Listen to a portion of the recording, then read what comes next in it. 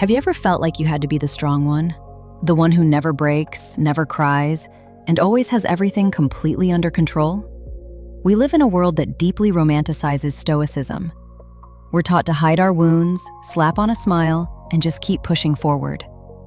But in his profound book, The Pursuit of Perfect, Dr. Tal Ben-Shahar points out a devastating truth. When we reject our pain, we reject our very right to be human. Today, I want to share a story with you. Actually, it's two stories from two completely different corners of the world. Yet they meet at the exact same psychological wound. And it's a journey that took me over 30 years to finally understand and finally heal. Let's start in the year 1973, in Israel.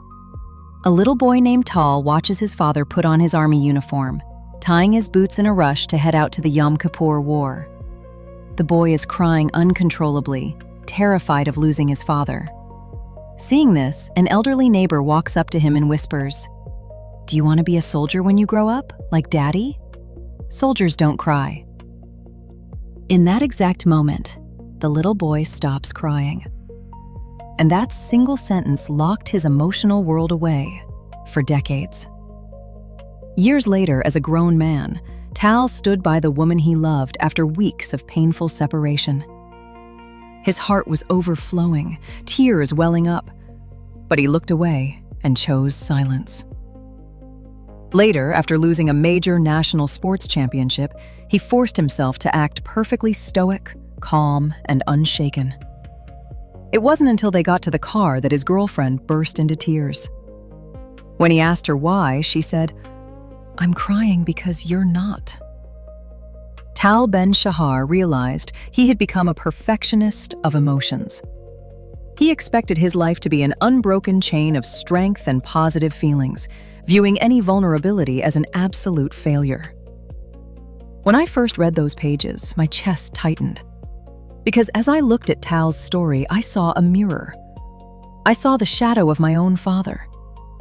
My father wasn't a soldier in Israel. He was a regular man who served as a courier and communications officer during the war in Vietnam. His battle was fought through keeping the lifelines of communication alive. Sometimes he was stationed right at the chaotic heart of Hanoi. Other times, he was navigating the pitch-black, suffocating tunnels of Cu Chi, where bombs literally plowed the earth above him. I was incredibly fortunate. I was born into a time of peace.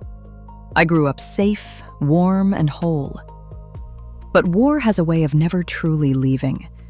It leaves deep, silent, emotional scars, traumas that as a child I couldn't possibly find the words to name. I grew up watching these invisible wounds manifest in my father. Whenever he drank, he would weep. And in those vulnerable, heavy moments of intoxication, he would look at us and repeat the same phrase over and over again, like a mantra of survival. "I am just so happy. I am so incredibly grateful that my children were born whole and undamaged." For over 30 years, I kept my father's past and his position private. I never spoke about it. My mother always wisely cautioned me never to flaunt or show off our family's standing, so I locked it away. But in locking away the pride, I accidentally locked away the pain too. I didn't realize that the emotional suppression of one generation silently passes down to the next. I spent years suppressing my own emotions. I blamed myself for being too sensitive. I resented myself for feeling anxious or overwhelmed, and in turn, I sometimes resented the people closest to me for either being too guarded or too volatile. I tried so hard to play the role of the rescuer, encouraging the people I loved and those who loved me to open up and share their pain. But the truth? I couldn't even name or accept the emotional storm brewing inside myself. It was only after absorbing the teachings of the pursuit of perfect that the pieces finally fell into place. My father, and an entire generation like him, had to freeze their emotions just to survive the unimaginable. And we, the children of peace, inherited the habit of freezing ours just to keep up with the demands of an idealized life. So what happens when we freeze our emotions? Dr. Ben-Shahar outlines a powerful framework that completely changed how I view my mental health. It's the distinct line between the perfectionist and the optimalist when it comes to human feelings. Let's look at how these two mindsets handle the internal world, so you can see where you might be standing right now.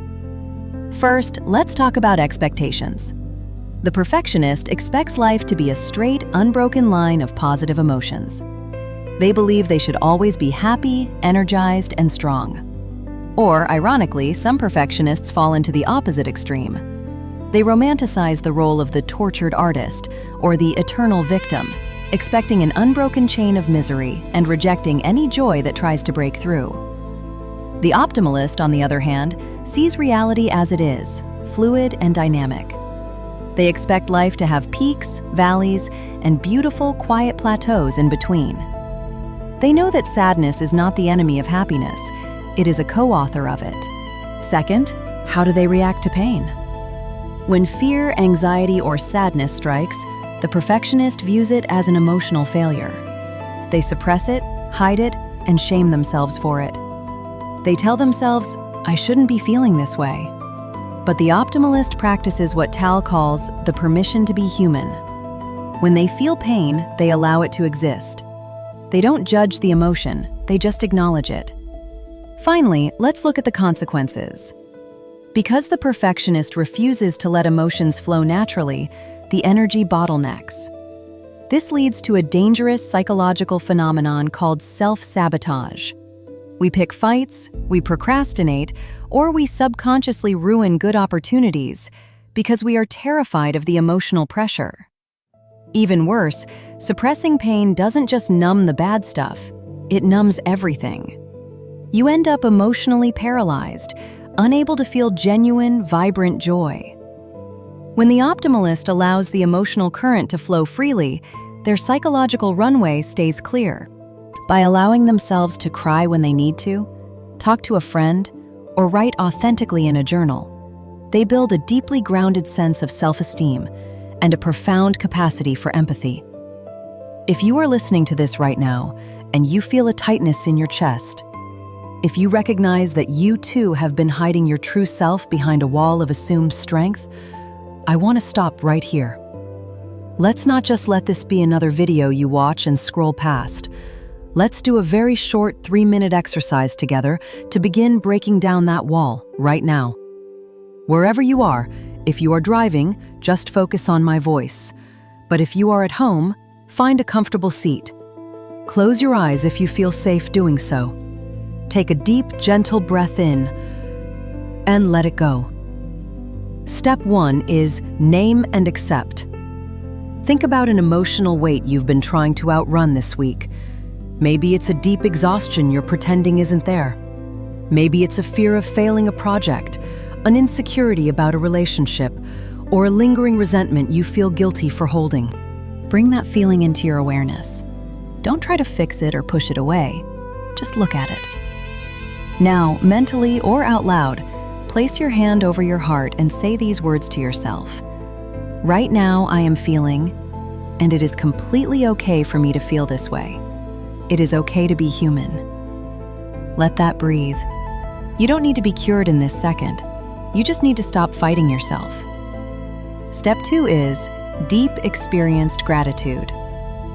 An optimalist doesn't just list things they are grateful for in a superficial way. We need to teach our brains to actually digest the good stuff. Think of one tiny, beautiful detail from your day today. It could be the warmth of the coffee mug in your hands this morning. It could be the sound of the rain against your window, a fleeting smile from a stranger, or the simple fact that you are alive and breathing in this room right now. Don't just think about it, re-experience it. Remember how your shoulders dropped slightly in that moment. Remember the subtle warmth in your chest. Let your brain sit in that safe space for just a few seconds. Allow yourself to truly digest that comfort. Unlearning the habits of a lifetime, especially habits passed down through generations of silent survival, is not a journey that happens overnight. There will be days of great progress and days where you pull the armor right back on. But remember, healing is not about forgetting the past. It's about remembering it with love. My father, Tal, you and I, we have all carried heavy burdens. but we are allowed to lay our weapons down now. We are allowed to be weak so that we can find the strength to truly be happy and be whole. Thank you so much for sitting with me today on Simply Happy Now. If this message touched your heart, or if it reminded you of someone who is trying entirely too hard to be strong every single day, please share this video with them. Let them know it's okay to drop the shield. Give yourself the permission to be human today. And I will see you in the next video.